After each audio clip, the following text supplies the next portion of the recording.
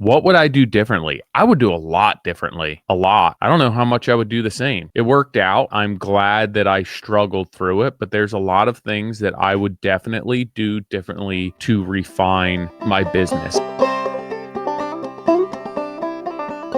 Good morning, good afternoon, good evening, whatever time it is for you, wherever you are. Welcome back to Midweek Modern Craftsman, where this week I'm replying to an email that I got from a listener named Drew who had a question for me. And I actually read the email today and was like, this is a really great question.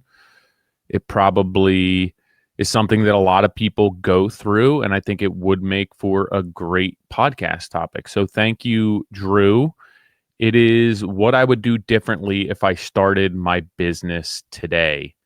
And if anyone else has any suggestions or ideas, topic ideas, shoot them over to me, Tyler at trghomeconcepts.com. And I would love to take a look at them and possibly get them answered for you live on the podcast. So Drew said, I'd love to hear your thoughts and or recommendations on what you would do differently, if anything, if you were to start your own company today. I've been a PM for 7.5 years, and I have a couple clients that are wanting me to go out on my own and start their builds. It's always been a dream to do this. The business side of things seems daunting, as I've worked for two well-established builders and their systems are already set up. From finding healthcare, insurance, lawyers, etc., it all seems like a lot to take on starting from scratch. So what would I do differently? I would do a lot differently. A lot. I don't know how much I would do the same. It worked out, and I'm glad that I struggled through it, but there's a lot of things that I would definitely do differently to refine my business. And honestly, Drew, I think the things that you're concerned about, health insurance, or healthcare insurance, lawyers, etc., all seems like a lot. It does seem like a lot, and it seems daunting only because you've never done it before. Those are the simple things. You can get a hold of a bookkeeper. You can speak with your whoever does your taxes now for somebody to set you up as far as how to get the business aspect of things. You can speak with somebody who creates LLCs. You can network with people who have businesses in your areas. You can hire a business coach or take classes on how to start a business. There's so many opportunities out there to do that. So the healthcare, the insurance, the lawyers, all seems like a lot, only because you haven't done it. And I compare that to buying a house for the first time. It seems extremely daunting. You don't know how to get through that process. You don't know everything that you need, and approvals and banks and titles and insurance and mortgage and all. And it's only because you haven't done it. But as soon as you do it, you look back and you say, hey, that was relatively easy and not that difficult. The next time I do it, I may not remember how to do it, but I know that there's people who can lead me through this. And it's the same case here. So I think what you're concerned about most, to me, is actually the easiest aspect of starting a business.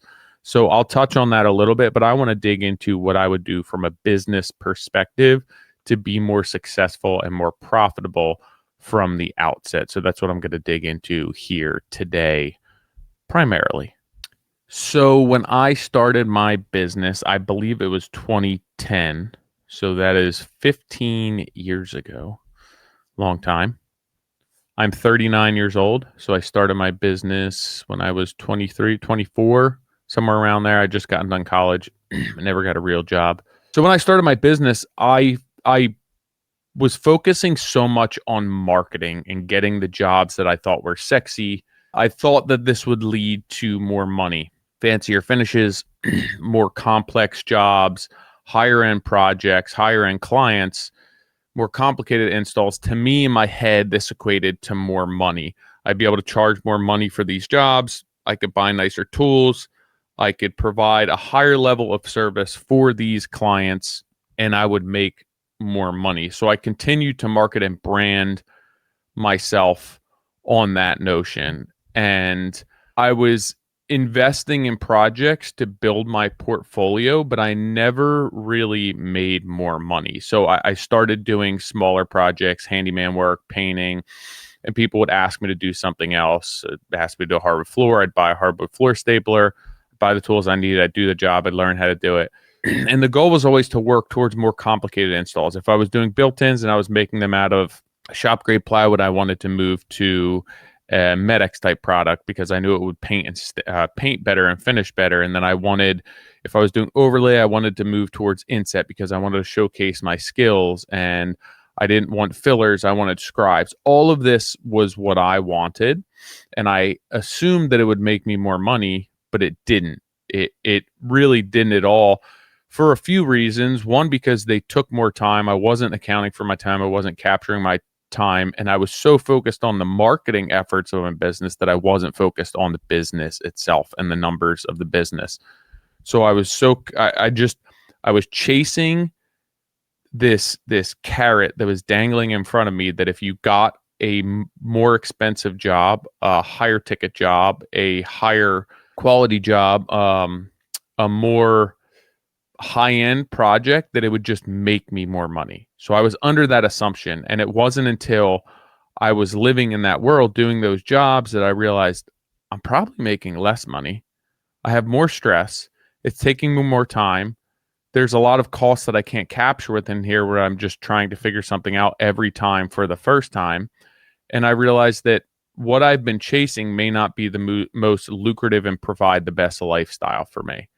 So why didn't these projects make me more money? Because of that. But I also had to absorb a higher overhead in order to do these projects. I had to hire more people. I had to fit a second van out.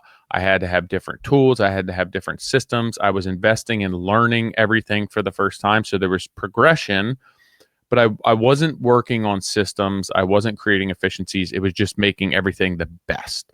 And the best was coming at my expense, not at anyone else's expense. So my overhead went up and my sales went up, but my risk went up and the amount of time that I had to invest in the business went up. So yeah, maybe if you look at it on paper, I made more money, but I was investing way more time and I was taking on way more risk. So was I really making more money? On paper, yeah, it looks like it. But when you equate that to how much more time and risk I was investing, no, I was making less money. I was assuming more risk and I was spending more time. So I was making less money than I was before. So in my mind, it didn't really make sense. But this is, again, I was just focusing on the marketing of the business and where I thought what type of project was going to be the most lucrative for me. So my marketing, I was doing a good job with marketing. It was getting me the jobs that I wanted. I was getting the clients that I wanted. I was getting to execute the details that I wanted and I thought would be making me more money. But I just didn't understand the business side of things. So I thought that more money or more revenue meant more money. So I was charging more per hour. I was doing what everyone thought were the right things. I started to make money on employees. I started to get those better leads. And realistically, all it did was pile more shit in front of me higher and deeper. So I realized that rather than focusing on marketing with regard to what made me money, I was marketing with regard to what looked cool and what I thought was going to make me money, while just spending more money and complicating my life more. So once I decided, essentially, it got to a point where there was a bunch of things going on in my life personally. COVID was dwindling off. Maybe it was 2021 or so. And I realized that it was a perfect opportunity to reset. At that point, it had been nearly a decade of working with employees and doing these bigger projects for me. I was still a small scale remodeling contractor, but I really wanted to understand. I really just wanted to make money, and I didn't want to work so much. I had some things happen that made me realize, multiple things happened, that my life should not be dedicated to providing and serving my clients before myself and before my family. So I wanted to be selfish, and I wanted to preserve my own life and preserve a family life and not have regrets for the future. So I decided I wanted to scale back. I wanted to go back to working alone. I wanted to understand business better. And once I did scale back, I started to understand how I made money and how to make more money. I created time for myself and time to focus on the business and how marketing only works if I was attracting the right clients and the right jobs. Those are the jobs that are making me money and support the program that suits my lifestyle and my needs. So obviously, I'm working by myself. I have some subcontractors. At times, I have part-time help at this point in my life, but I realize there's only so many hours I can work. I don't want to work 80 to 100 hours anymore. So I want to work a reasonable amount of time. I want to get paid for that time. I want to get paid for the business side of things. And I have to figure out what type of jobs will do that for me. There's a lot of time on these higher detailed, complicated projects that I feel are really difficult to capture. There's a lot of planning, there's a lot of coordination, there's a lot of communication on a large scale. Maybe there's people who are set up better from a business perspective to be able to do these larger projects on a larger scale because they have systems in place and they have enough volume to support that overhead. I never had the volume to support the overhead to peel back and spend the time on the business to get things going and to create the efficiencies at that scale. So I realized I could do that on a small scale. I have a limited amount of hours that I can capture. So what type of jobs create profitability for me where they're not consuming all of my time, where I can get paid for the planning, I can get paid for the staging, I can get paid for the material acquisition and everything else. And I started to begin to understand what type of those projects are. They might not be the most detail oriented high end projects. There's a lot of challenges with them, with those clients, and they're fun, they're challenging, they're rewarding. But at the end of the day, if they're requiring a third or 50% more hours of me that I can't capture, how does that make sense? And is that a decision that's based on my ego? So in order to make money, I had to capture all of my costs. I had to reduce my overhead. I had to shop all of my expenses, insurances, healthcare, vehicles, business insurance, everything that I was paying out to reduce my overhead to create a larger span between my revenue and my costs, which increases my profit margin at the end of the day. So I had to legitimize my pre-con to create a system that people would pay for to get me paid up front. And I had to understand how to better structure my days and my business to guarantee that I was getting paid for every hour. Because now, the amount of hours that I could bill out in a year, if I had two people working for me and myself, that's a lot of hours for me that I could capture. When it's just me, that's a lot less hours. So how am I going to capture an overhead for an entire business through just me? What type of jobs allow me to do that? What type of jobs can I produce and put enough work in place that somebody's willing to pay me a premium that's capturing all of the overhead of my business, me being in business for 15 years, the rate that I need to be able to make money. There's a very specific job, and it has to be a job that I can execute at a high level. I can differentiate, and I can also produce efficiently while maintaining those results. And there's a specific upper mid level renovation and client that really fits that bill for me because I have the systems, I have the experience to be doing the higher end work. And now to be able to execute at 90% of that, 85% of what I was doing before, I'm very efficient at it because getting to that 85, 90% takes a certain amount of time. It always consumed most of my budget, or what always consumed most of my budget was going from the 90 to 95, the 95 to 100. It would sometimes take as long as it took me to get to 90 in the first place. So understanding my client, understanding my business, controlling my overhead, I switched to T&M, which was huge for me, for my mental health, for my business. It really forced accountability for me. Take a quick break here to let all of you know that Nick and I are going on to version 3 of our pre-construction course. We are currently, I would say, renovating that entire course. Ton of feedback over the past year and a half. We're going to be distilling that course down and creating a brand new course. If you already have purchased it, you'll get the new course for free. If you have not, we have a special running right now where it's basically 50% off of the course. So sign up for the newsletter to get that information. If you can't figure out where to get the course, you can go on to our website there. The courses are on there, or you could shoot me an email, tyler@trghomeconcepts.com. This is a limited time deal, 50% off. You are buying into the existing course and then also all of the updates that we are doing. Again, 50% off right now. We're going to be distilling that course down to a simpler course with more action items and really just what you need to get up and running and start charging for pre-construction, confidently charging and executing pre-construction as a standalone consulting service without rolling that money into the job. Take the money as a service, not as a deposit or a retainer for the job. So if you want to learn how to do that and you want to get 50% off now, either shoot me an email, tyler@trghomeconcepts.com, or head over to our website, which is www.moderncraftsman.co.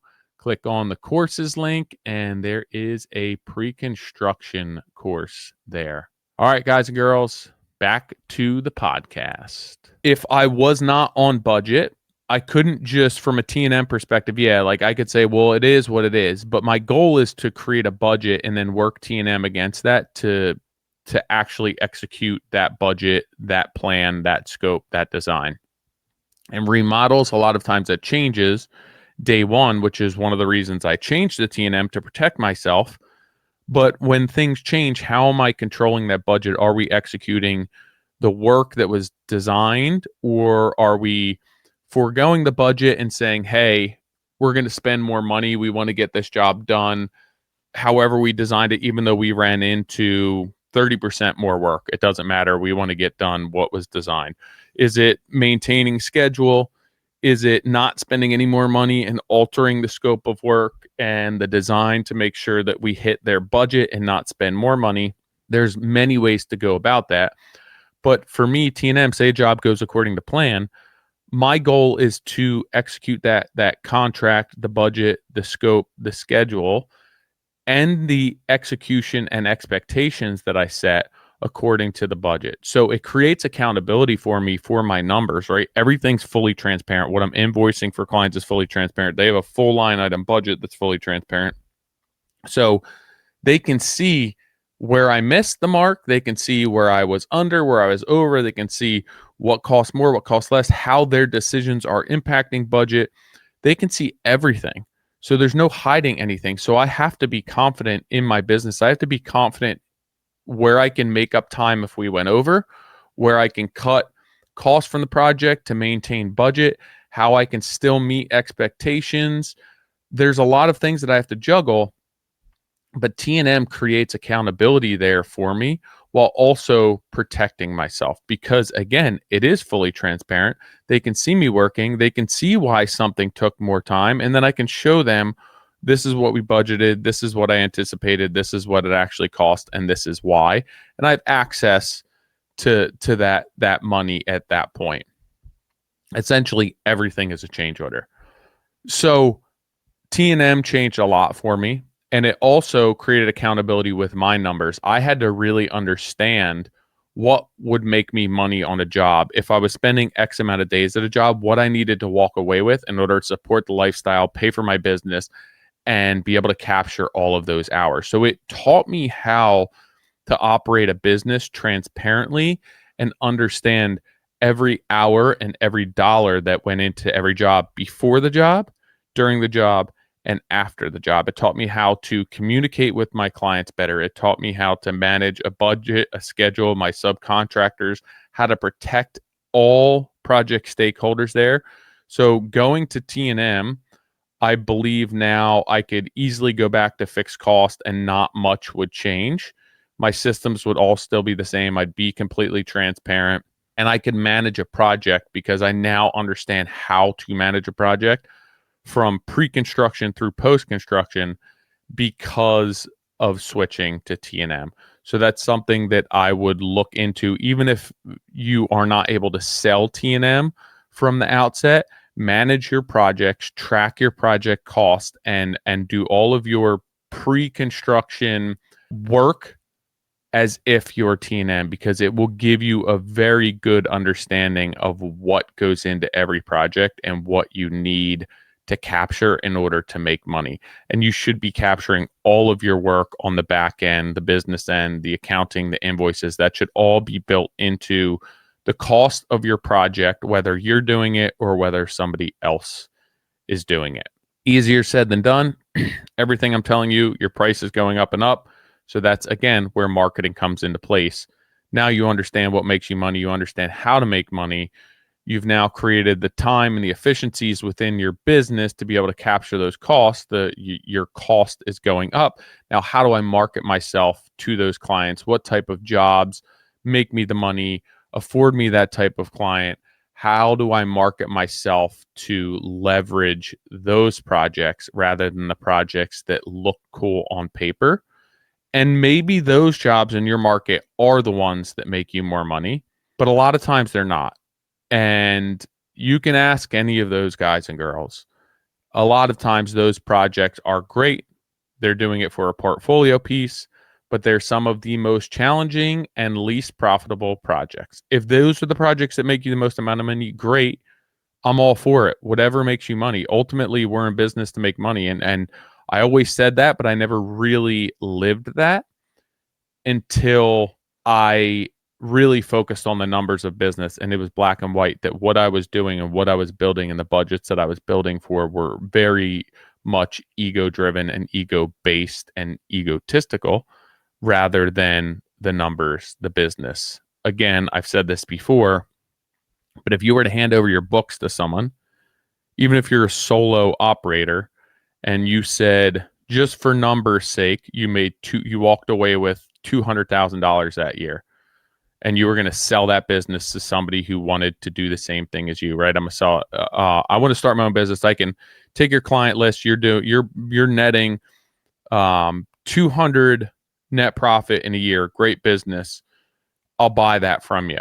That 200 net profit a year is a much different story when you're putting in 40 hours a week versus 80 hours a week. Completely different. So you have to understand that.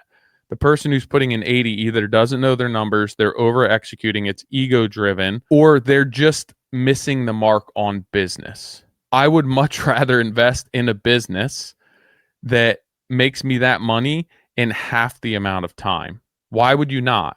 Unless the job that they're putting 80 hours a week into is these really cool projects that's what makes you happy, and you're not concerned with making the money. You just want to do the best projects ever. Or maybe it's the clientele that you're serving. Like, that's the reason for you doing that. But if you're just looking at a financial, like a business driven decision, it's clear cut. If you were to buy that business, if you were going to put somebody in this, it was just to make money. It was a financial decision just based on an investment. I'm going to put my money in here, and I want the highest return on my investment. Even if you're putting somebody in place to do that work, the job that you're putting 40 hours a week in and netting 200 all day long, I'd buy 10 of them over 10 of the other project. I'd buy 10 of them over 5 of the other project, because there's less risk, there's less liability, there's less that's going into it. So you have to look at your business from a business mindset. Pull yourself out of it emotionally. That's another something that I would have done. I'm still a single owner. I'm still a self-performer. I'm on the project every day. I'm really close to my clients. I'm really close to the work. I have to detach emotionally from my business. So that's something that I would have put in place early on in business that would have made me way more money, to realize that I'm not going to please everyone. Not every job's going to be perfect. That I'm not attached to my clients and my jobs emotionally. It is a means to an end. It's how I make business. It's how I make money. It's how I support my family. It's how I support my lifestyle. I do enjoy it. I do have relationships with them, but I'm not going to put my entire self-worth on these relationships and these transactions anymore. It's just not worth the pressure. Even if it turns out amazing, it's not worth the pressure that you put on yourself to maintain that. No, but do you think Amazon is concerned about that with you as a customer? No, they're not. So the owners of these bigger companies are so far removed from the boots on the ground people that they're able to have clarity in their financial decisions. So I would create that distinction for myself with my business, especially as a small business. You're so close to it. You love it. You own a bakery and you want to be a part of every single thing that goes out that door, and it needs to be just so, and it needs to be done with care and perfect, and it needs to look right and needs to taste right. There is a time and a place where that makes you money. But if you were to detach from that and you were going to get to 90% and make that product 90% rather than 100%, the experience is still going to be the same for most of the people who walk in that door. For the extremely discerning clients, yeah, maybe not. But for most of the people, the experience is going to be the same. They're going to continue to pay whatever they have to pay. It's going to be a great experience for them. And you're going to have much higher profit because you're spending less time for the same product. So understanding who your client is, understanding that you need to be able to detach from your business are really great traits that I have now that I have more business esteem and that I have more experience in business, but something I really struggled with early on. If I were starting over today, I would really spend some time just figuring out what my life cost me, what business cost me. I would educate myself on the market that I'm working in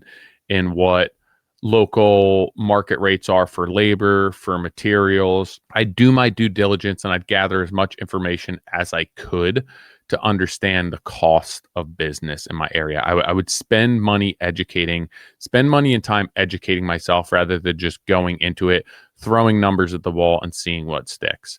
I would build spreadsheets. I would build contracts. I would build budgets and tools for communication for clients with subcontractors, employees, to create efficiencies and accuracies in my business. Again, I'm a small business. You make money by selling more, spending less, or producing more work with less resources. Those are the ways that I can make money. So I could spend less money reducing my overhead, creating a higher profit margin. I could put more work into place while trying not to absorb a considerably higher overhead, furthering my profit margins.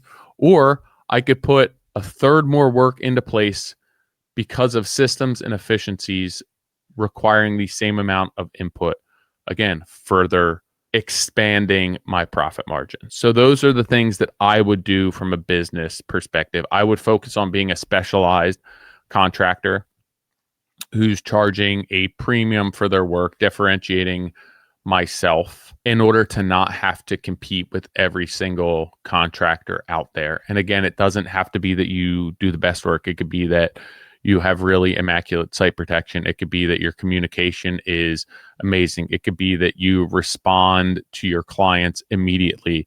There's a ton of ways to differentiate yourself that don't necessarily have to do with the quality of work. It could just be efficiencies with your system, that you do good enough work and you get it done really quickly and it's at a price point that people like, and you're still meeting your margins because you have the efficiencies in place. So it doesn't have to be, hey, we do the best work. This is the best finish. This is the best product that you're going to get. That made me money, and that still makes me a money with a lot of projects, but it also has to do with controlling the budget and make sure that you're not delivering that amazing product at a price point that somebody's really only paying for middle of the road work. So I would focus on tracking my costs, adapting, evolving, and growing my business. Again, as far as legal counsel, insurance, licensing, there's a ton of online courses. There's a ton of mentorship that you can adopt. You could invest in education, again, whether it's online, in person, events like Contractor Coalition Summit, signing up for consulting calls with people. It is far cheaper than a single semester at college. And not only are you saving the money on investing in formal education like schooling, but you're saving yourself on mistakes and inefficiencies that you've created by not having experience. So if you could pay $50,000 and invest that in your business up front, you're going to save yourself hundreds of thousands of dollars the first few years in business by not creating mistakes, by not getting sued, by protecting yourself and creating efficiencies within your business, it will save you so much time, headache. It will save you face. It will protect you, protect your employees, protect all your designers, your clients, everyone. So invest in your education prior to starting a business. Go attend a business seminar. Go take 1 or 2 business courses at a community college. Go and sign up for an online workshop, webinar. Hire somebody to be a professional business coach. Find a mentorship that you can go out and buy lunch once a month. There's a million ways to do this, to invest in yourself and in your business that will save you and make you so much money. You want to do this ideally before you hit the ground running. And speaking of running, I would stress that you learn to walk before you run. So many of us want to start our own business. We put a few things in order. We think that the most difficult aspects of starting a business are the licensing, the legal counsel, the insurance, the LLC. We get all that stuff into place and we're like, that wasn't as hard as we thought. We're ready to hit the ground running. If you don't have proper systems, you don't have a baseline, if you don't understand what you're doing at that point, it's going to get very chaotic very quickly. You're going to hop on that hamster wheel and it's going to be 100 miles an hour before you know it, and you're not going to be able to get off, and your legs are going to be so tired, and all you're going to want to do is get off, and you can't. So you need to have this stuff in place. You need to learn to walk before you can run. You have to be able to create efficiencies within your business that afford you time. In order to be successful, you need time. In business, you need to be able to step back, assess, make decisions. You cannot be working 20 hours a day, 7 days a week. You'll just be spinning your wheels. I'll tell you this, and somebody told it to me a long time ago, and I never really understood it, but the less you work, the more money you can make. And it never made sense to me, more so than 15 years into business and understanding, the less I can work, the more money I can make. And that's very true. If you can create a business that requires less inputs from you and makes the same amount of money, your margins are going to go up, and you can grow and you can scale that business if you need to make more money.